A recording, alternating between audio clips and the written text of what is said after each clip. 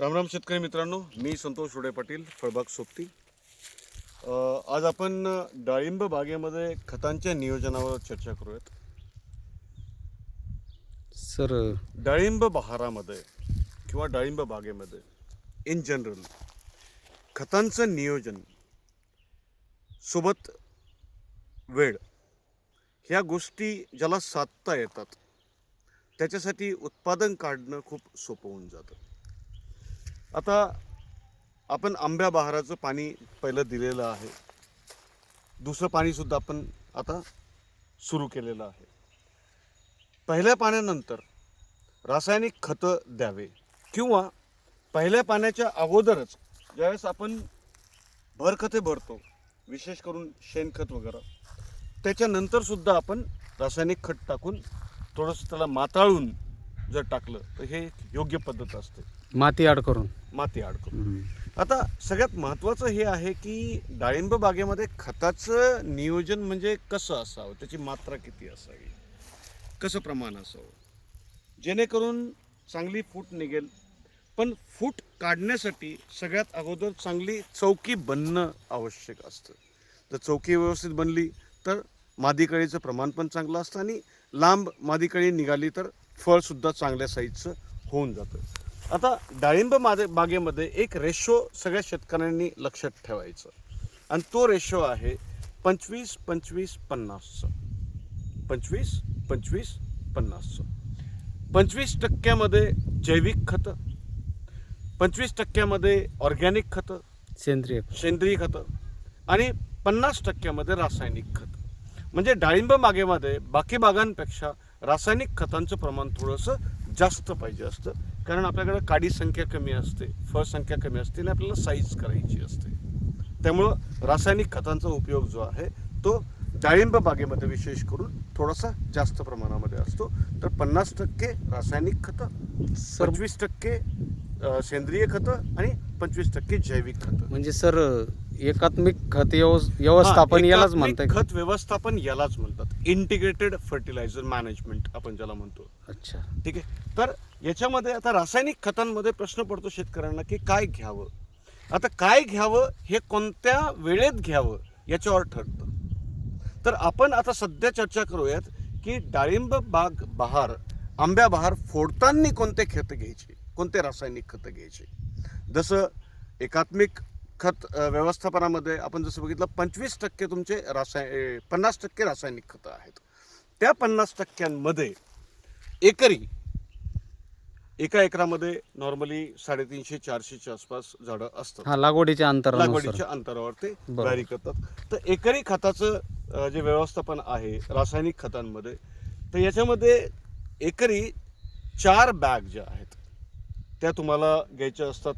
पहिलं काय म्हणतात, DAP 1846.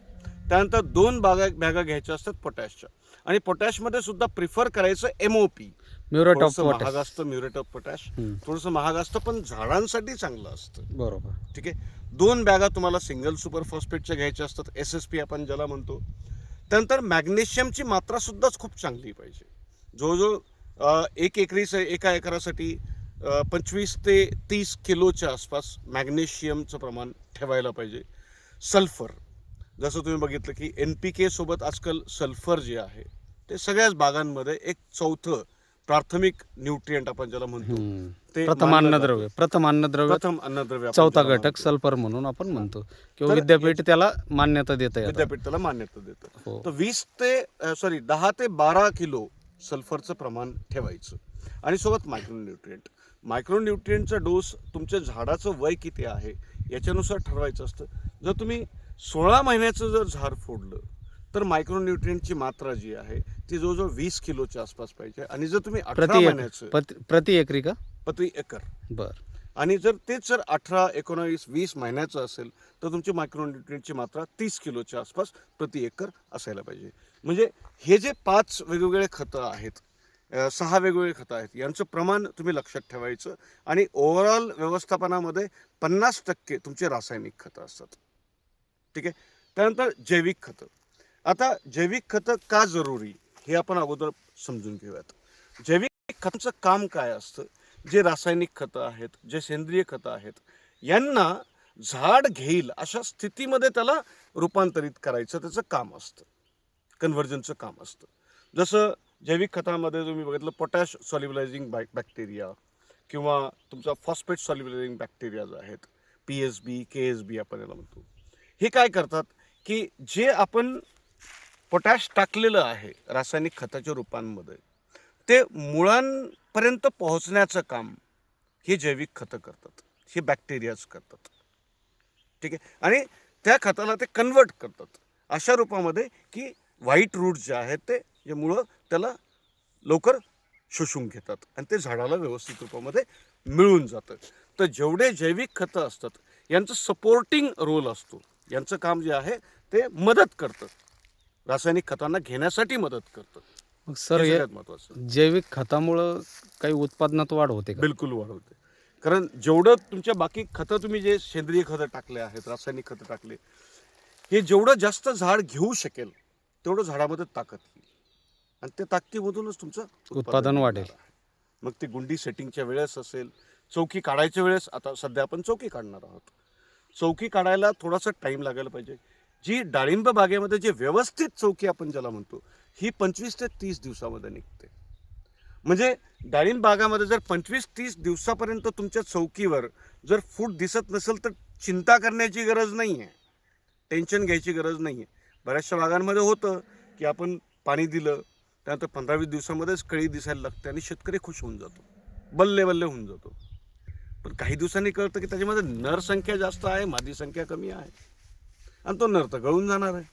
मग अशा वेळेस शेतकरी वापस टेन्शनमध्ये होता, तर नरच जास्त निघाला, मादी तर 10% 20%च निघाली. मादी आपल्याला 65-70% मादी पाहिजे आणि चांगली मादी निघण्यासाठी चौकी चांगली बनणं जरुरी म्हणजे असतं, मॅच्युअर्ड चौकी असणं मॅच्युअर गरजेचं. चौकी बनणं जरुरी असतं. बरोबर. त्याच्यासाठी हे खतांचं प्रमाण जे जरुरी असतं, याच्यामध्येच तुमचं इंटिग्रेटेड फर्टिलायझर मॅनेजमेंट आपण ज्याला म्हणतो किंवा एकात्मिक खत व्यवस्थापन आपण व्यवस्थापन ज्याला झालं. म्हणतो, त्याचं योगदान खूप महत्त्वाचं असतं. ठीक आहे. तर ह्या चौकीमध्ये ज्यावेळेस तुमचं 25 ते 30 दिवसानंतर चांगली फूट निघणं सुरू होती, त्या फुटीमध्ये मादी कळीचं प्रमाण जास्त असण्याची शक्यता जास्त असते. आता मी एक शब्द याच्यामध्ये वापरला, शक्यता. कारण हे बघा, हे निसर्ग आहे, हे सगळ्या गोष्टी निसर्गालाच करायच्या असतात. असं नाही की आपण फक्त खतं टाकतो, पाणी देतो, याच्यामुळंच आपल्याच औषधांमुळं काही होत नसतं.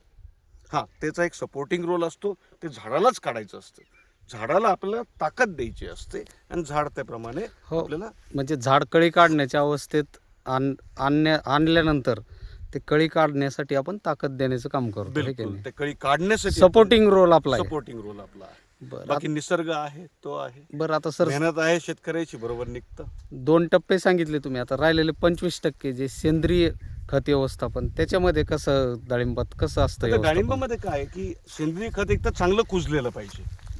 सेंद्रिय- हे जर खत बघितलं ते चांगलं कुजलेलं खत आहे आणि जर कुजलेलं नसेल तर त्याला एखादा महिना कुजवावं लागत असतं. म्हणजे आता तर बाग फोडलेला आहे, पण ज्यांचा बाग समजा जानेवारीमध्ये फुटणार आहे त्यांनी आतापासून सेंद्रिय खत चांगलं कुजवून घ्यायला पाहिजे. आणि सेंद्रिय खत टाकायच्या अगोदर काय करायचं, इथं थोडासा याला बेड जो आहे, बेडमध्ये थोडासा गड्डा करून घ्यायचा, त्या गड्ड्यामध्ये हे सेंद्रिय खतं टाकायचे, त्याच्यामध्ये अजून भर खतं जे टाकायचे आवश्यकतेनुसार ते टाकायचे. ते टाकल्यानंतर थोडंसं माती त्याच्यावरून फैलून टाकायची, बरं. हा माती ॲड करायचं. माती ॲड करायची त्याला. बरं त्यांनी काय, आणि ते ड्रीपच्या खाली पाहिजे जेणेकरून पाणी व्यवस्थित त्याच्यावर पडेल. आणि दुसरी गोष्ट, आपण जसं आता पाण्याच्या व्यवस्थापनामध्ये सांगितलं की आपल्या ज्या 3 ड्रीपच्या लाईन आहेत, आपण फेजेसमध्ये पहिलंच पाणी आपण 3 फेजेसमध्ये जे दिलं होतं, त्यांनी काय झालं, पहिलं पाणी ज्यावेळेस गेलं त्यावेळेस झाडाला एक योग्य मात्रामध्ये कमी पाणी पाहिजे असतं. फोडीच्या वेळेस आंबोनी चिंबोनी आपण ज्याला बाकी बागांमध्ये म्हणतो, त्याच्यामधले आंबोनी पाणी आपण देतो, थोडासा ओलावा जमिनीमध्ये येऊन जातो, मुळं सक्रिय होऊन जातात. ठीक आहे. जे निष्क्रिय असतात ते सजीव होऊन जातात, मुळं आपलं काम करणं सुरू करतात. त्यानंतर 2-3 दिवसाच्या गॅपमध्ये आपण दुसऱ्या लाईनला पाणी देतो, थोडंसं पाण्याचं प्रमाण वाढवतो. त्यावेळेस काय होतं की इथले मुळं सुरू होतात आणि यांना पण थोडासा ओलावा मिळतो. आणि तिसऱ्या वेळेस आपण तिसऱ्या फेजमध्ये सगळ्याच 3ही ड्रीपला आपण जास्त मात्रामध्ये पाणी देतो. त्याने काय होतं की जे राहिलेली बाजू आहे तिथं पण फूट निघणं, तिथले सुद्धा मुळं सक्रिय होऊन जातात, सोबत जे अगोदर सक्रिय झालेले आहेत त्यांना सुद्धा ताकद मिळते. अशा प्रकारे पांढऱ्या मुळांची वाढ जास्तीत जास्त होते. आपण जिथं जिथं खतं टाकलेले आहेत तिथं आपल्याला पांढऱ्या मुळांची संख्या जास्त पाहिजे असते, कारण तिथूनच झाडाला ताकद मिळणार असते. त्यामुळं पाणी व्यवस्थापन आणि खत व्यवस्थापन या दोन्ही गोष्टी डाळिंब बागेमध्ये खूप आवश्यक असतात सर. सेंद्रिय खतं टाकण्याची वेळ कोणती सर? सेंद्रिय खतं तसे ज्यावेळेस आपल्याला पाणी फोडायचं आहे, बाग फोडायचं आहे, त्याच्या 8-10 दिवस अगोदर.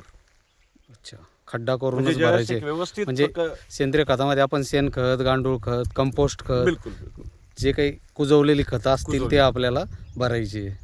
चालेल, ठीक आहे सर. अजून काही सर? नाही, ठीक आहे. सध्याचा ज्या कंडिशननुसार जेवढी माहिती पाहिजे होती तेवढी तर अशा या प्रकारे व्हिडिओमधून सगळ्या पोहोचली. शेतकऱ्यांनी त्यांच्या खतांचं नियोजन करावं, एकात्मिक पद्धतीने जे विद्यापीठ सांगतं त्यानुसार करावं, चांगलं उत्पादन निघतं. मी संतोष रोडे पाटील, फळबाग सुट्टी. नमस्कार. नमस्कार सर.